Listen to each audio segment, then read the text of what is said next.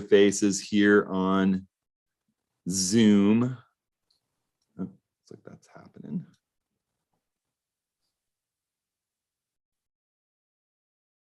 We up and streaming, Darren? Not yet. Not yet. Okay. Just give us another minute.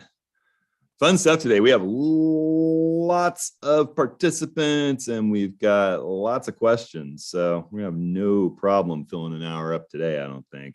We're good to go, guys. Yep, we're live. We are live. Cool. Well, so today we're going to talk about night photography, stars, Milky Way, moon, give some tips and tricks. We'll do a kind of a quick little just kind of prequel talk about stuff. And then we've got a lot of questions, don't we, Rick? We have a ton of questions. That's awesome. But before we and start, as always, no, go on.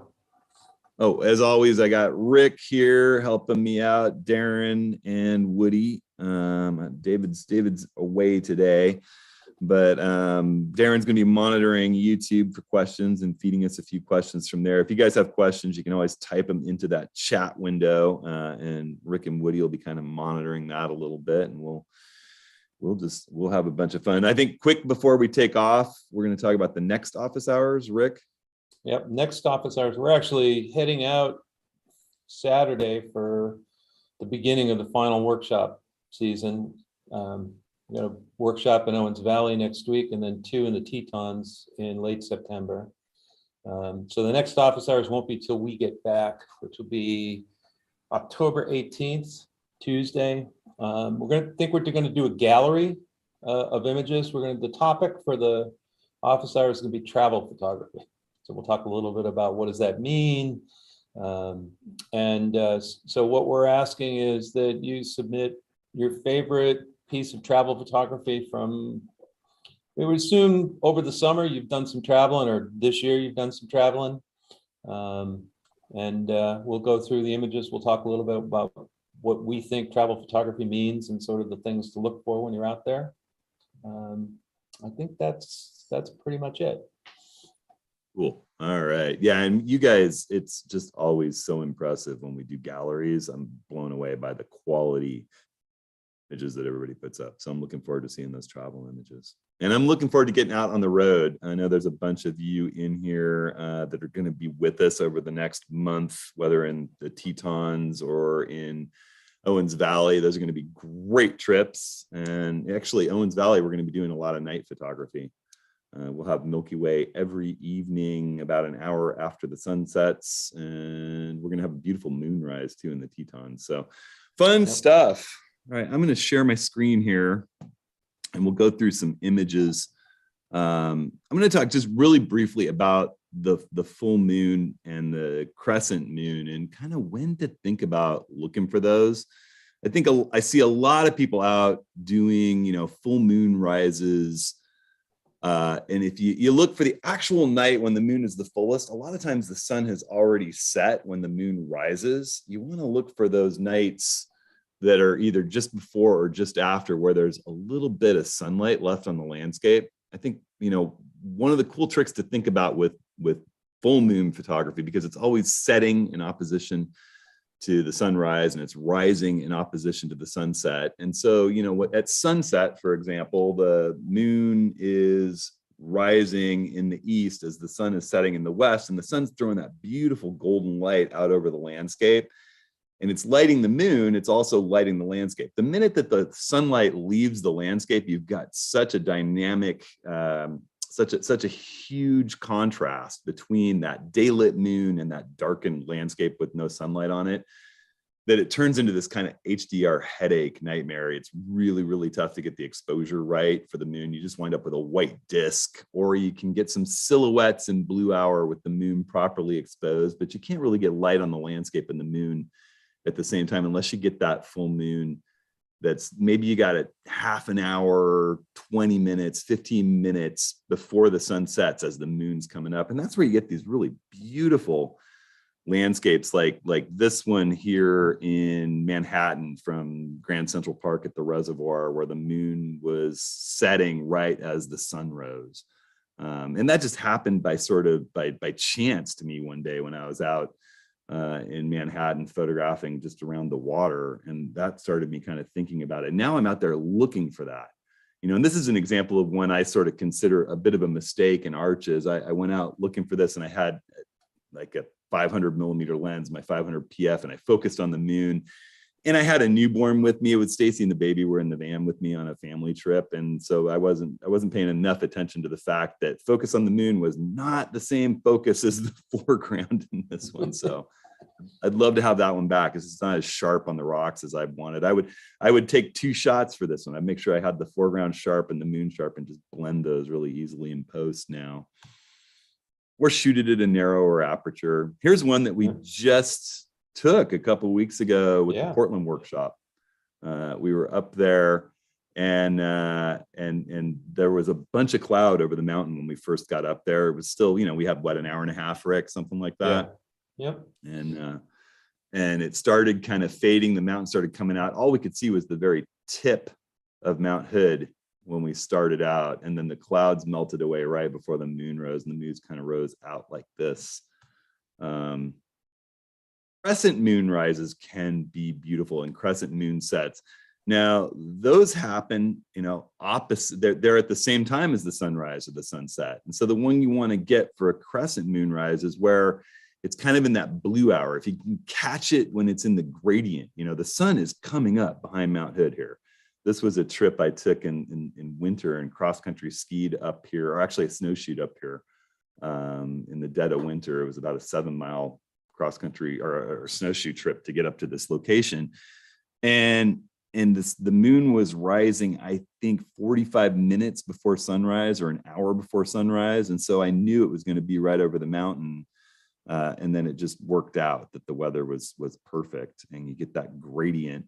At sunset, you want it setting an hour, 45 minutes to an hour after the sun sets, because you're just going to have a shadowy, silhouette landscape with just that sliver in the afterglow of the sun, because they're coming down at the same time in the same place.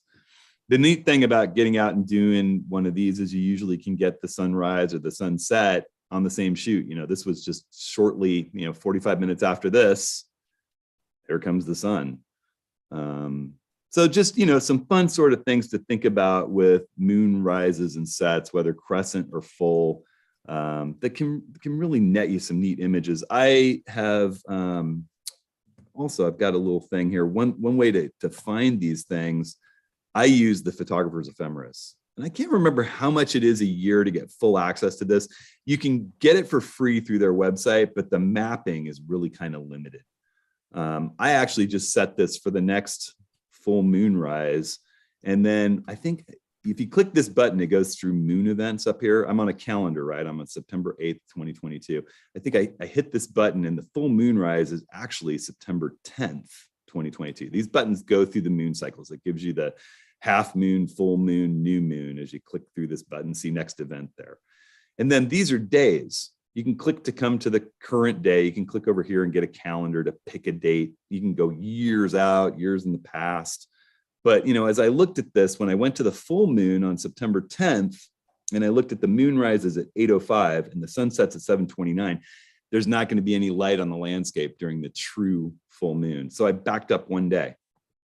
And I looked at the moon rise at 7:43, still 15 minutes after sunset almost. I backed up to September 8th. Oh, look at that. The moon rise is 7:18, the sunset's 7:33. You got 15 minutes there of sunlight on the landscape before the moon actually sets. And you got this little graph. When the yellow line is up above the center line, the sun is up. When the blue line is up above, the moon is up. You can drag this through the hours of the day. You can watch, that's the moon moving through the landscape. Then you see sunrise. The sun just came out of that yellow sunrise line, and it's moving along the landscape. And as we come across the day, coming through noon, passing through into the evening. And when we get to sunset, the sun is almost down. You're getting that beautiful, and there's the moon. They're both out. The sun is about to set. You get that beautiful golden light on the landscape, and the moon pops up right over Mount Hood from this little spot where I put the pin. And you can use this map like Google Maps and look along this line and find something interesting, somewhere to be that you're going to have to go out and scout. Think about places where you've seen, say Mount Hood from the right angle. So that's basically how I tend to plan a place to go for a moonrise or a moonset. Can I just interrupt 1 second on this? You bet. I can't rave about this web app enough. It's $25 a year. And if you're just going somewhere and you want to plan out, it's $4 for a month.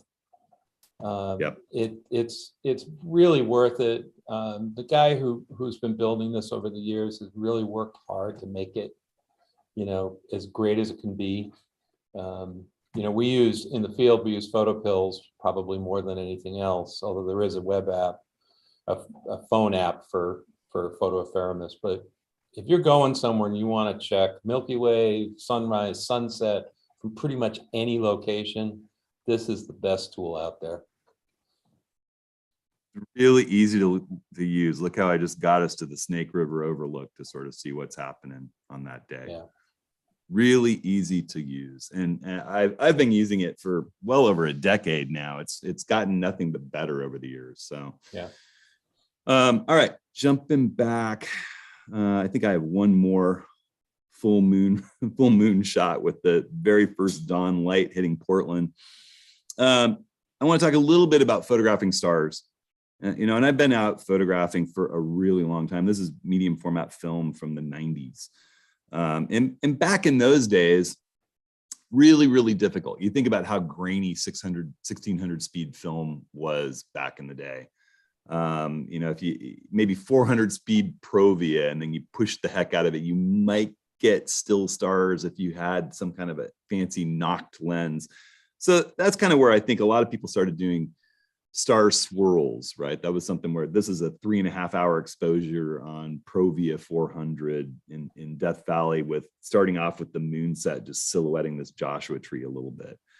But then along came new modern digital sensors that just started getting so much better than film. I remember when I got my D700 and I thought, wow, I can get pinpoint stars. This is just beyond amazing.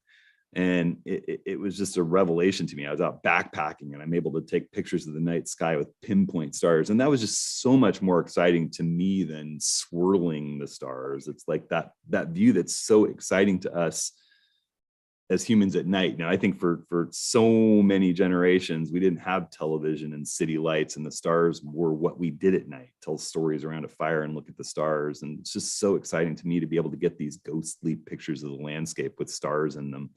And as the technology's gotten better, it's so much fun to be able to be out capturing images, of these cool landscapes with Milky Way behind them. And then, this is starting to play around with doing a little bit of light painting. In this case, I was just using my headlamp and bouncing the light into the scene off of my palm. I was pointing the headlamp into my palm and kind of cupping it and just reflecting light off my hand onto the tree. And then my friend John Eastcott photographing this bristlecone pine, which I tossed in here because we're going to be here next week. Yeah. And I can't wait to get back with the technology that we have now to be photographing these trees with the Milky Way. It's exciting. Going to be cold up there though. It's at 10,000 feet. So, so I got so excited. This is with a little tiny LED lantern that was in my camp about a quarter mile from the sea stack in Olympic National Park. And it was just kind of an accident. Andy and I were out doing some film work for On One, and we left our little camp lantern on, and then the Milky Way was so beautiful, and I was photographing this sea stack. And then when I got the pictures on, I'm like, whoa, that little LED from so far away created just enough light to get detail. And then I started, I used it a little bit in some commercial photography for these off-road truck accessory companies in the Alvord Desert, and everywhere I go. I love being able to capture these images. This is in Patagonia, in Argentina at Lago Torre. It's just so exciting to be able to do night work. I think that, it's also great to photograph just pinpoint stars without the Milky Way. I love, like these last two images, to do that during the blue hour.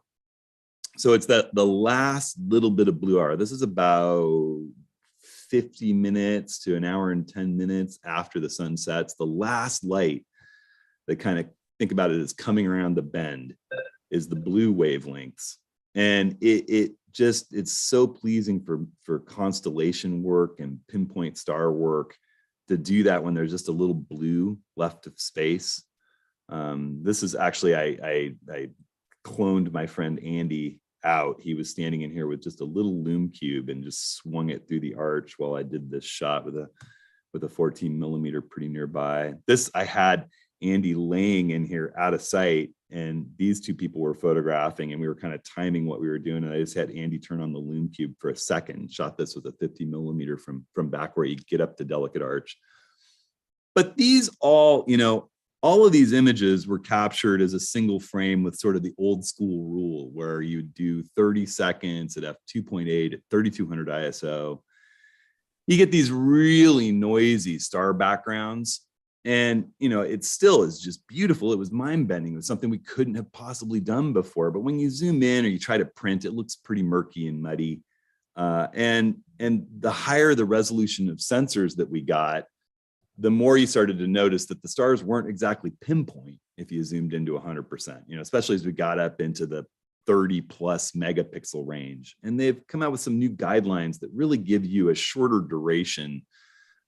Say you're using a Nikon Z7 II or a Z9 or a Sony A1 or some of these cameras up there in the 50 megapixel range, you might at 14 millimeters really realistically only have 7 seconds to capture stars where the Earth's rotation isn't starting to slightly blur them. And there's an app, PhotoPills. I know a lot of you probably have that app. If you go into that app's little menu, its main menu, one of the options in there is spot stars. And you can go in there and tell it what camera you're using and what focal length you're using and what aperture you're using. And it will calculate what shutter speeds you can possibly use in a single frame to capture pinpoint stars. So, using some of that information, I've played around with both star stacking. Star stacking is where you capture a whole bunch of slightly underexposed frames at that, using those shorter shutter speeds that you can get from PhotoPills. Say, there's calculations for how many shots that you need. I'm not going to go into that level of detail right here, but we in the Milky Way training course that I sell through my website, we've got some sort of cheat sheets and calculations. But in general, if you shoot 20 frames, use PhotoPills and shoot 20 frames and blend those all using star stacking technology, what it's going to do is get rid of the noise that's in each one of those images, blend them together to get rid of the noise, and come up with one image that has much less noise than any one of those put together, where you can pull the shadows out of it without really having a really noisy image as a result. It's, when you do that out in the field, each one of those images looks really dark. It's hard to tell whether you've got what you wanted or not until you get back and blend those in post-production on your computer. The other option is using a star tracker, and that's what I've come to really, really enjoy. Whichever method I use, I like to capture my landscape at the last bit of blue hour as the stars are coming out, as if you were going for, that kind of constellation shot, and just capture a really long exposure with noise reduction turned on. So, this is, I think, a 3-minute exposure at like f8 to try to get some depth of field at, I think, 20 millimeters of Mount St. Helens and the last bit of light with long exposure noise reduction turned on. So, it's like a 6 minutes you're sitting there waiting for the camera to get done with this exposure, and you check and make sure it's sharp where you want it to be. And this is the image you're going to use for your foreground. Then I set up a tracker at 14 millimeters and went up the hill to where I had an unobstructed view of the sky, and set the tracker where it's actually rotating. You align it, if you're in the Northern Hemisphere, to the North Star. If you're in the Southern Hemisphere, you have to use the Southern Cross. But you use this little laser that's really easy to point, and you just align it on the North Star, and then the camera is actually turning to counteract the Earth's rotation. And you can do a longer exposure without having that trailing problem that you have with a single exposure and the camera sitting still and the Earth turning as we move through space. So you can get this nice sharp Milky Way. And then when you put the two together, you can do something like this. This is those two images blended. Use Photoshop, you can use on one. There's lots of different ways to layer this and carefully do your selection and then differentially, get the exposure looking right for both images. But that just gives these just kind of unbelievable quality pinpoint stars, very little noise. That makes me happy. It's the first time I'm like really, really happy with night landscapes that you can print and look at bigger. Over the years too, I've started using these neutral night filters. This is a shot in Death Valley, and we got Venus down here and some haze below, and the Milky Way looking south out down towards the Mojave Desert from Death Valley and the Panamint. And beautiful shot. There's some noise pollution. There's a lot of sodium vapor lights kind of lighting up the atmosphere down here. You can certainly work with this image in post, but just putting a neutral night filter on this and doing nothing else takes a lot of that light pollution out and just gives you a more distinct differential between the stars and space. It just kind of makes the Milky Way pop out. And it's as easy as just putting that piece of glass in front of your camera. You don't have to change your exposure whatsoever. So, between using the tracker and using the neutral night filter, it's just been a joy this last couple of years to get out there and do some crazy landscape work with the night sky. And it's always fun to take groups of workshop students out doing it. Here's one that Charlie Johnson and I had a fun adventure down to Secret Beach one night doing. This was our last day in Joshua Tree National Park. Was that this year actually? Early this year? One of the first workshops we did. This was one we planned way out in advance and actually rented a campsite just below this so we wouldn't disturb people to get to it at pre-dawn light. So that's sort of my journey into night photography and where I've come to. The tracker that I'm using is this little 1.5 pound guy from Move Shoot Move that has this just insanely easy to use and bright laser, there you go, laser pointer that looks like a lightsaber beaming into space that you just set on the North Star. Actually, I'm gonna show you, for those of you in the northern and some southern hemisphere, let me show you one more thing I have set up here. This, am I sharing right now? Not yet. No, I'm not sharing. Hold on. Nope. I thought I hit the share button. There we go. How's that? So this is how you find the North Star to align your little tracker up with. And it's essentially as easy as looking for Cassiopeia on one side and the Big Dipper on the other side of it. It's kind of in the middle in between those two constellations. And the leading edge of the Big Dipper points to Polaris, the North Star, which is the very last star in the Little Dipper. It's at the very end of its handle. It's like a little ladle. So, the more you start doing this, the more it just sticks out at you at night. And you just want to put your laser right there. For those of you in the Southern Hemisphere, it's a little more complicated. There's apps to show you exactly where to put your laser in the Southern Cross. And you got to learn to differentiate the false cross from the true Southern Cross and find that Alpha Centauri points up toward it. It's something that I'm not as used to seeing because I spend so much time in the Northern Hemisphere, but we're going to be making a trip to Australia next year and I'm going to get some practice with it. So maybe I can share my experience with that when I get back. And whether, if you're down on the equator, usually you're going to be able to see one or the other. It's a little more complicated, but for those of us in the Northern Hemisphere, it really is easier. You're lucky if you're in the Northern Hemisphere.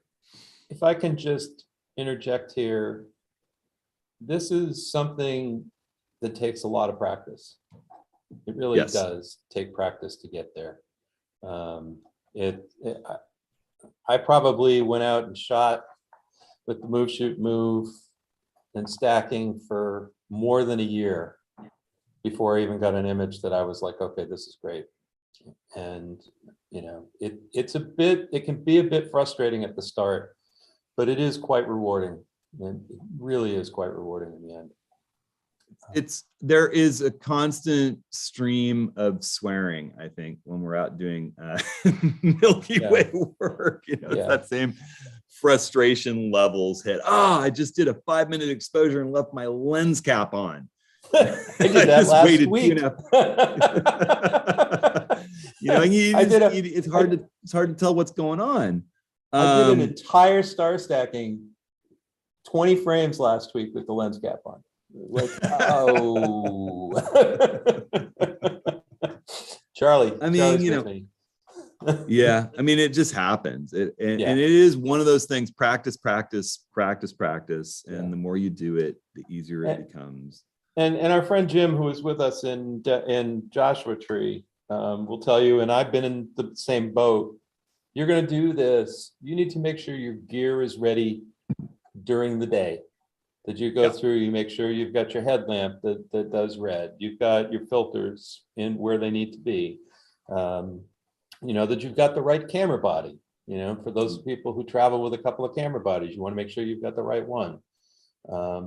You know, and getting out there early enough, if you can, like at this time of year where the Milky Way isn't that far away from sunset, you know, getting out there and waiting. You know, last week when I was camping, you know, the Milky Way came out at 9:19. I was in my spot at 7 o'clock, well before the sunset, because I wanted to check composition. I wanted to find out where, using photo pills, where the Milky Way was going to come up. I played around with a couple of different compositions before I finally set myself up and was ready to go, you know. And I'm really to the point now where, you know, if you've got your you know where the Milky Way is going to be. Like when we were in Joshua Tree, I remember when we were first there and looking at, well, wow, it's right behind that Penguin Rock.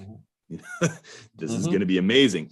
Well, you can get your composition figured out and you're going to shoot Penguin Rock at blue hour. We shot that pre-dawn, you know, 45 minutes before dawn. There's no actual light on the landscape there. You could actually faintly see the Milky Way in the image that we took right behind the rock. But then you're going to move someplace else. The night before, you shoot the Milky Way, the same location. It's going to be the same planetary alignments, the same conditions, but get someplace totally unobstructed so you have a nice clear view of the Milky Way, and then you can composite those so much easier. It's really hard to blend a blurry image from a star tracker where the Penguin Rock and your whole foreground's moving and blurred a little bit because the camera's rotating in with the image that's the Milky Way.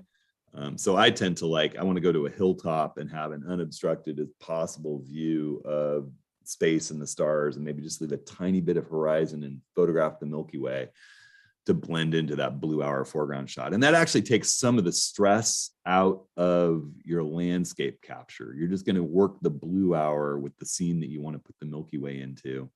And then you've got the whole time the Milky Way's up to capture the Milky Way, multiple nights even. So before we get into questions, I want to mention that if you haven't seen it, last week's Approaching the Scene video is about star tracker, star tracking, all that sort of stuff. It's definitely worth checking out if you haven't. I'll put it in the chat, and Darren can put it in the YouTube chat, just so you have it. And I got word, Al actually reached out to me because Al Akins, who's here in the Zoom with us, was the first to talk about calibrating the laser for the Move, Shoot, Move.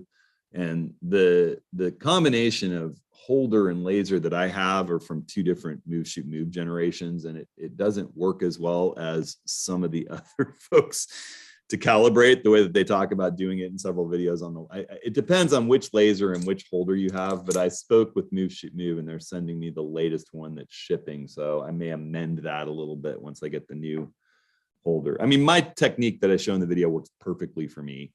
And I would imagine would for you too, but there is a little more technically sound way to calibrate it if you have the latest and greatest in their clamp and laser. So may not make sense until you watch the video, but it'll make sense when you watch the video.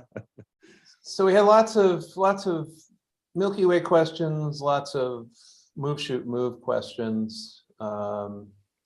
Before we get into that, just the two apps for star stacking. I mean, you can get, and it takes practice. You can Mhm. get good Milky Ways with star stacking. And it's Yes. a lot less expensive than having to go out and purchase a star tracker. Right? I think we both agree Yes. that having a tracker is probably the ideal, but they're Well, not necessarily cheap. was it like $220 or something for Yeah. this guy? Yeah. But And you need a separate ball head too. You're gonna have to mount that on your normal head and then a ball head above it. right. But So I will just say that the benefit to me of the tracker is knowing that you've got the image that you want in camera. yeah, That's I the would agree with that. But for those people who want to try this before they even get a tracker, the Mhm. star stacking is pretty good. And there are two Yeah. apps. There's one on the Mac called Starry Landscape Stacker that is, I believe, $30. Mhm.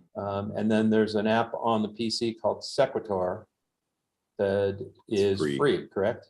Yeah, correct. So If you love you- it, they take donations. yeah.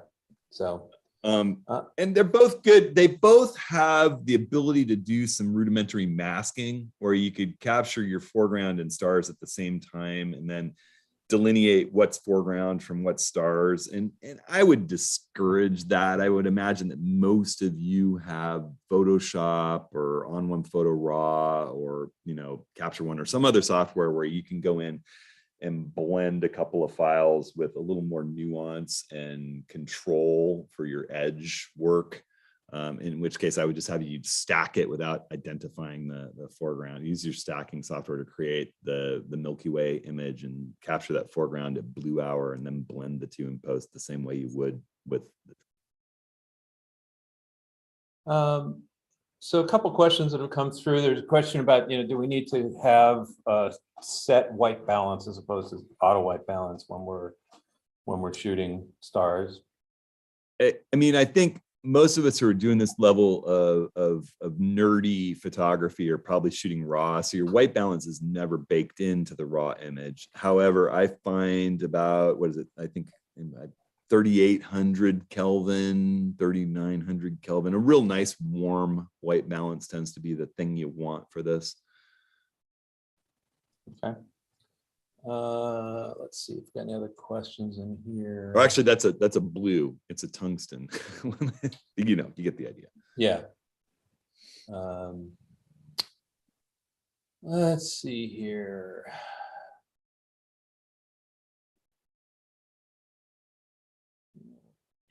We had some questions about focusing, right?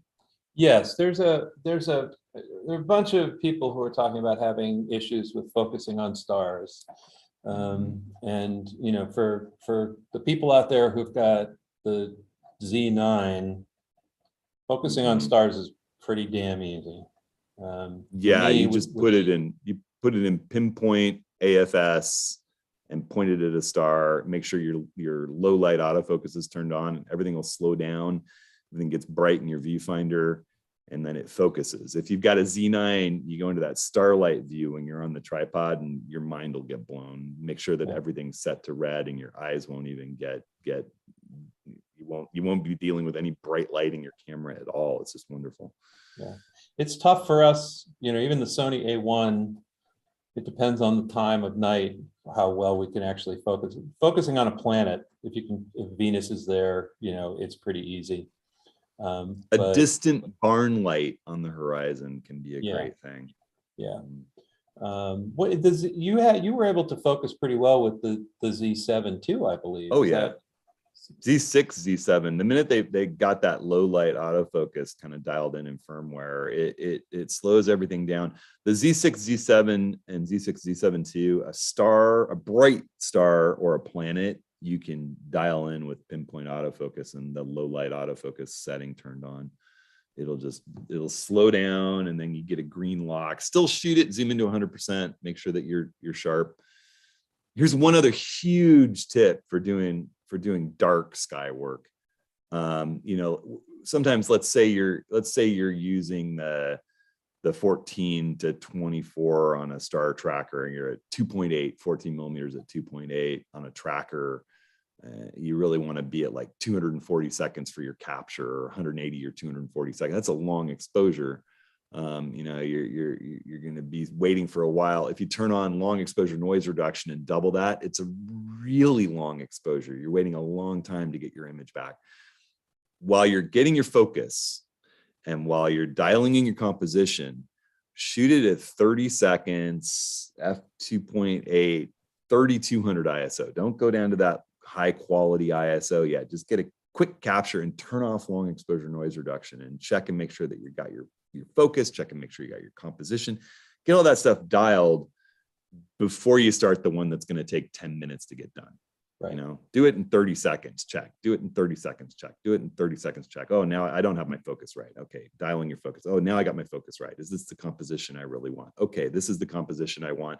Now go to your best ISO setting for your particular camera body. That's again in that course that I teach, gives some resources, but you can, it's a website called Photons to Photos. The guy has a list of every camera out there. You can sort of see where your camera is the best. But it essentially, that's where you dial your ISO down and you do the long exposure with long exposure noise reduction turned on and turn on your tracker. And then when you're done with that, check and make sure you got the shot that you want, and you mark it, and you're good to go.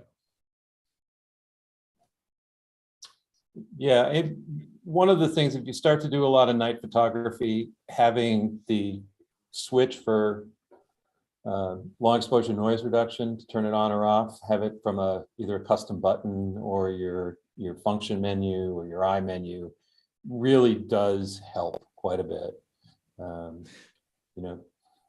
Here's a quick tip for those who don't have, Nikon's kind of amazing low light autofocus for star work, is zoom into 100%. Set your setting, say, to 30 seconds, 3200 ISO, like we talked about, wide open. Zoom into 100% on the brightest planet or star that you can see, or barn light, and then focus back and forth. Look through your viewfinder, zoomed into 100%. If you've got, your viewfinder, because it's going to be a better image looking through it with your eye through the viewfinder, and focus until it gets as small as you can make it. The smallest pinpoint light source in the viewfinder zoomed into 100%, that's going to be the sharpest you can get it. Then take a test shot, zoom in and look. And there are these focusing filters. I haven't really tried one because I haven't needed to. There are focusing filters that kind of give you a double image. I know Case makes a magnetic one. I'm going to talk to them about getting one and trying it out. For DSLR users, you can't really do this. With DSLR users, you can certainly do night photography, but I would suggest probably your DSLR lens is a actual focus mechanism instead of an electronic kind of ring that just spins and spins and spins like most of the modern mirrorless cameras. You actually have, a linked dial on there that's linked to the actual focus point. So the thing to do is get out in the landscape and daylight and find some distant mountain and zoom into 100% on the back LCD and focus that as perfectly as you can on infinity. And then take a little thin strip of colored gaff tape and just put it across the focusing ring and onto the barrel of the lens and slice it with an X-Acto knife, so that all you have to do at night is rotate that till that little pink piece of tape is lined up on the barrel and the focus ring. Because sadly, very few lenses infinity is exactly where it's marked on the focus scale. Yeah. Some of the Zeiss lenses, it's perfect. Leica lenses, it's perfect. But not everybody's doing that German engineering where it really is dead on, especially with zoom lenses. So it's a good trick for the DSLR user. That's what I did in the days of DSLR. I always had a piece of colored tape on either side of the barrel in case one got knocked off. Yeah, that was our standard procedure in the DSLR days during workshops, was that, we'd go out the parking lot at 5 o'clock in the afternoon and, do our mark little everybody's thing. lens. Tape, yeah. Darren, you got any questions over there on YouTube? We've actually answered a couple of them that have come up, but there was one just like when we're talking about finally capturing the image, are we looking at base ISO, or are you trying to crank it up a little bit? No. So almost all the modern sensors have dual channel ISO. It's interesting. So there's a channel in their ISO for the lowest settings from base up that's really designed around maximizing dynamic range at the expense of noise. It's fascinating. The base ISO tends to be the best for noise and dynamic range and everything else, but then it steps up. Different cameras are different. So I'm going to talk Nikon here for a second, but almost every camera out there, it's similar. And I'll talk about Rick's A1 too, because we've researched that. If you go from, say, ISO 64 in the Z9 and step down all the way to 500, noise ramps up really, really quickly. Dynamic range reduces slowly. And then when you hit 500, you hit the second channel. Noise drops down to way less noise. Dynamic range also drops. And then you have this whole lower light system, the second channel of ISO. And so there's an optimum setting for doing star photography, which is sort of the base of that second channel. So for the Z9 and the A1, that's 500 ISO. For the Z7 II and the Z7 or the D850, it's 400 ISO.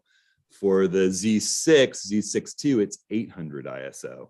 There are some cameras out there like Sony's A7S III, I think it's like 3200 ISO. That's an insane low light beast that's only 12 megapixels. So you want to be in that base of the second channel. And so when I do night photography with the Z9, it's 500 ISO. That's going to be the best quality low light image. I don't care that the pinpoint stars might be pure white in my image. I can fix that in post so it puts a little bit of printer ink down on that. It's light gray instead of pure white. Those are basically specular highlights. And we're not talking about a scene with really glaring bright highlights and dark shadows. What we got is dark shadows and stars. So you're not worried about dynamic range, you're worried about noise. So you're going to be at the base of that second channel. And the website you go to is Photons to Photos. And when you go there, you're going to be faced with like 200 charts that are interactive. You can put your camera into.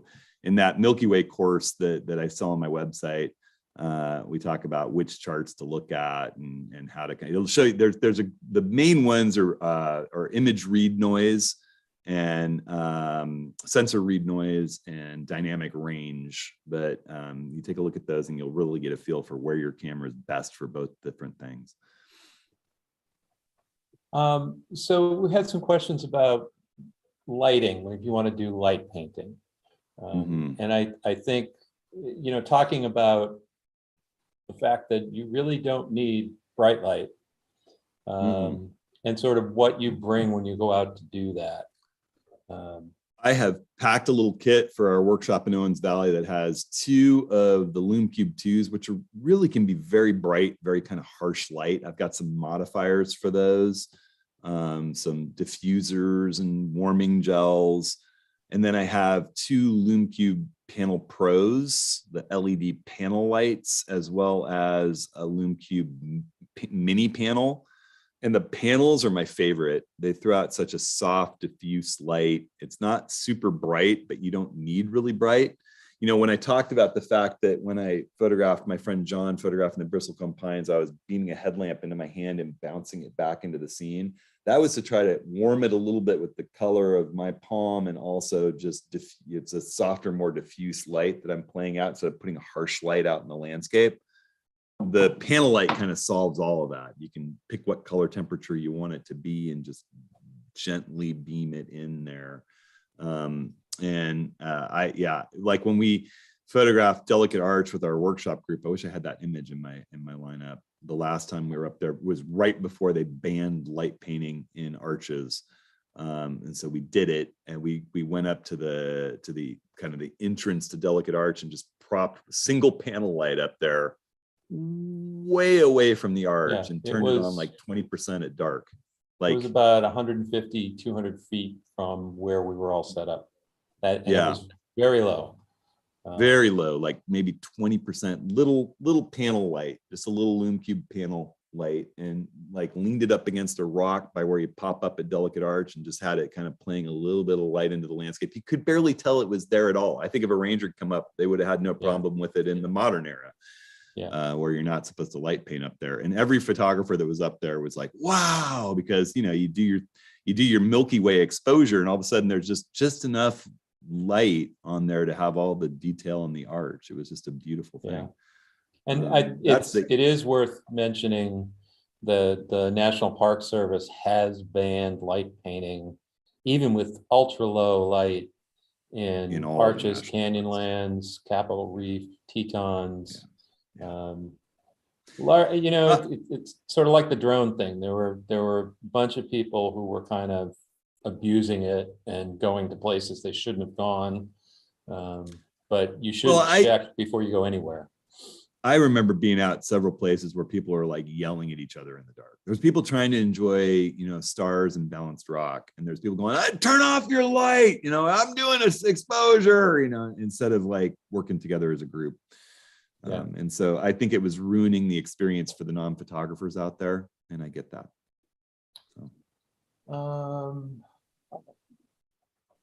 So when we're out there shooting at night, we're out there for a while. A lot of us are using portable power sources. Yep. You want to talk a little bit about what you have? And there's a free download. Actually, let me share my screen here. I was going to show that earlier. One of the things we did with the Milky Way course that I did was we put a free download that's got it's got a lot of my links, but all the gear for night photography, you can just download a list with links to what I use. And I use a little Anchor, I think it's 20,000 milliamps USB-C power delivery. It's small. It's like twice as big as a cell phone, and it will charge my Z9 twice. But it also, if you've got one of the modern cameras like Sony's, A1 or the Z9 or the Z6 II or 7 II, you can just plug the camera into that power brick and be using it at the same time. So I scoop my L bracket over a little bit and just plug into the USB-C port and run the camera right off the USB-C power. So when I'm done with a night shoot, instead of having to use 2 batteries during the night shoot, I've got a full battery and I just recharge the brick the next day. It's a really nice way to go. You can also power a lens warmer off there. There's a lens warmer linked in that PDF too. And why would you want a lens warmer? Well, if you're in a situation where it's extremely cold or it's really humid, you can start getting condensation on your lens, and just putting this little, it's like an armband around the end of your lens that's got a little heat to it from a USB-C power source, just keeps it warm, and that avoids having that condensation out there. Keeps the glass lightly warm. So one question we got from a few people about night photography, and I think night photography in general, is focal length. We tend to look at, the 14, 16, 20, 28 as sort of the ideal Milky Way, and even night sky stuff.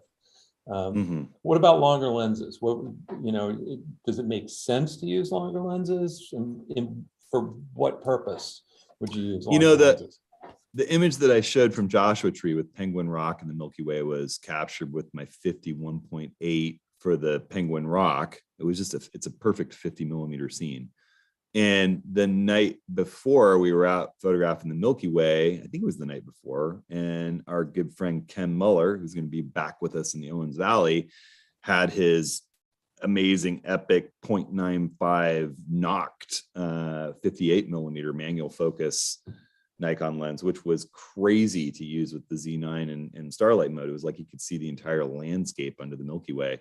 And I shot the Milky Way with that 58 millimeter lens, and then those two blend so nicely. I mean, that's that look. Hang on here, I'll pull that up one more time. Is a blend of a 50 with 58 millimeter Milky Way. The same thing's true, although not as artfully done, because it was a single frame at 30 seconds at 3200 ISO. But this is a single frame at 50 millimeters, because that's the right framing for that landscape with the La Salle Mountains silhouette back there behind Delicate Arch and the Milky Way there.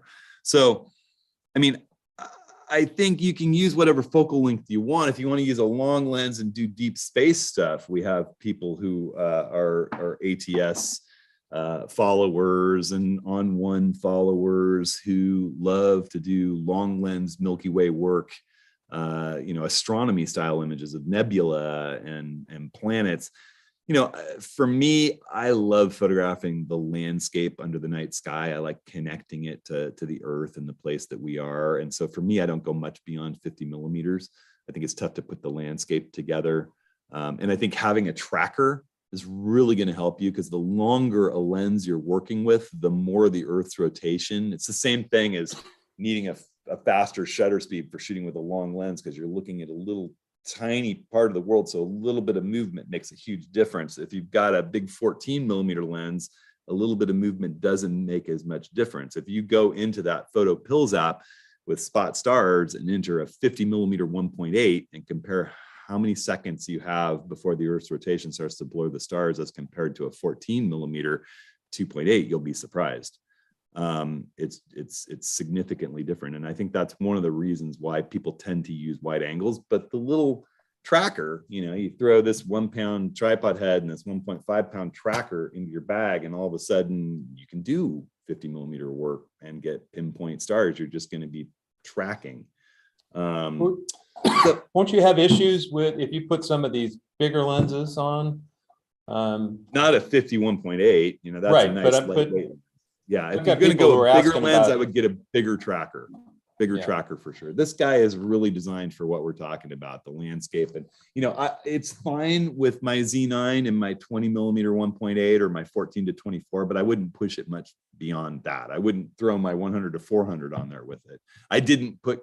We sort of tried to put Ken Muller's 0.95 knocked 58 millimeter on there. It was too much. So I have an Ioptron Sky Guider Pro, which is a bigger, more burly, counterbalanced star tracker. It's heavier, it's more expensive. It's not something you'd throw in your backpack. It's more for car-based photography. It's more expensive, it's more complicated. But for longer lens stuff, I would really look towards the bigger tracker like a Sky Guider. Sky Guider Pro is a wonderful tracker. And I actually show in the video from last week on ATS about how to kind of combine a laser like the one that comes with the Move Shoot Move that's really intense and bright, and use it to help get an easier polar alignment through the Sky Guider. Okay, question about Move Shoot Move and long exposure noise reduction. Do you turn it on? Do you turn it? Well, so if you check out that course, there's a couple of sort of step-by-step cheat sheets for doing the Milky Way, both for stacking and for tracking. And the protocol that I use is, when you have the Move Shoot Move activated, you got your ball head sitting on it, and all that happens is your ball head rotates, right? It's like a turntable for your ball head. And so you get your composition dialed in your ball head, and you should do that with the little level indicator active on your body so that you get the green line. It doesn't have to be, perfectly level, but it needs to be level on the x-axis, right? So that it's not tilted like this at the start of your shot. The Move Shoot Move is going to be rotating, and the minute that it goes into long exposure noise reduction, I'll turn off the Move Shoot Move just to save battery. The battery should last all night if you charge it up, but in multiple nights really. But I'll turn it off just to save battery, because it doesn't need to be rotating during the long exposure noise reduction. The camera's doing a dark slide. And then when the long exposure noise reduction is done, you can reset your composition by just opening the pan knob on your ball head and rotating the ball back to where your camera shows that it's level again. All that happened was it was just rotating under the ball head. So rotating the ball head at its base rotation right back to level puts you right back at the composition you were before. Boop, done. You're ready to start again. You got your shot lined up, turn on the tracker, activate the shutter, let it rotate through the shot. You don't even really need to worry about touching the shutter button, since you're doing such a long exposure at low ISO. A little tiny bit of shake at the start or the finish isn't going to make a big difference. Yeah.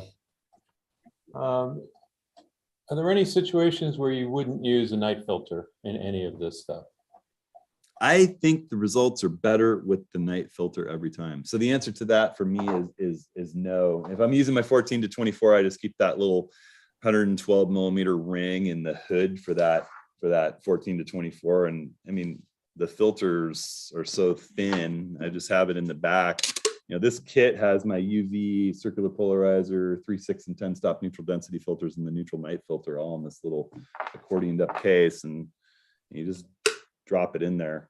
And then for the 20 millimeter, it's got a 77 millimeter filter ring. So I just spin a 77 to 112 magnetic adapter on and click.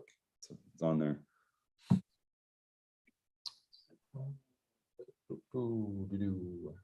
Easy peasy. And it doesn't affect exposure. It's not robbing you of any light. It just makes the stars stand out better in space and cuts through, in particular, sodium vapor light, which is what we tend to encounter mostly in rural areas, you know, old barn lights and old street lights in towns that haven't been able to afford to upgrade to LED.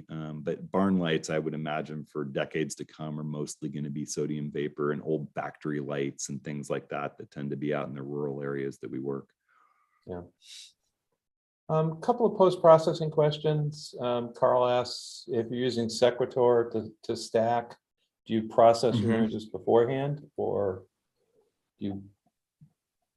If you're going to do a little contrast and the most basic of basic processing, sure. I mean, you can tweak it to just make the stars stand out, add a little contrast, pull your highlights up or down, depending. You can do a slight bit of raw processing, apply it to all of them, and then do your stacking. It's nice to do that at the raw file stage. You're not going to get a true raw file back out of it. So yeah. And another post-processing question is a couple people have asked about color, you know, adjusting color as you're post-processing these images. Any tips or tricks there? As I said, I like shooting it at about 3,800 Kelvin. I think it's about 3,900 Kelvin, depending on your camera and its interpretation, but you get a little bit of blue tint to space. And then, you know, you adjust it to look natural to your taste. I think a lot of people have different sensibilities and tastes, but, you know, I mean, just make it feel like you're outside at night, and it feels like how it looks when you're outside at night. And, you know, so you adjust the stars, adjust your landscape, but then if you're compositing a landscape into space, that's where it starts to get that you have to be a little bit careful. If you got this really warm landscape and these really cool night stars, it's not going to look right. So keep your composited image sitting with, you know, one layer that you can do adjustments on for color and tone, and the other layer that you can do adjustments on for color and tone, and just get them balanced feeling.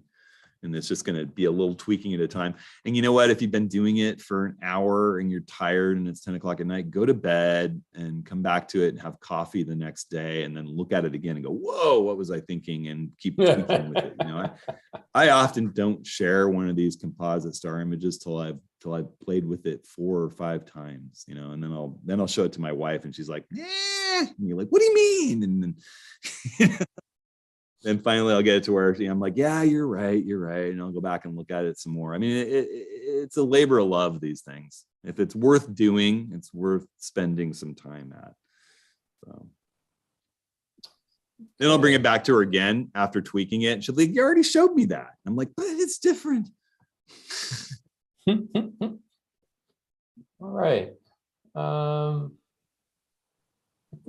think there are a couple very complicated questions. I'm looking to see if I've got anything. You know, Terry asks, and it's 2 questions, but you know, for people who live in cities and are looking for a place, how do you go find locations to shoot the night sky where you're not dealing with, you know, light pollution? It's difficult. It is, you know, and where do you find people to go out and shoot with? Well, we're so lucky running these workshops, that we have a whole crew of people all over the place after doing enough of these workshops to go out and find people to shoot with. And I think people on the workshops find each other in the wake of them. There are camera clubs that you can join up with. I don't know, Rick, what are some thoughts that you have? I I think think, your local camera club might be the best potential Yeah. option.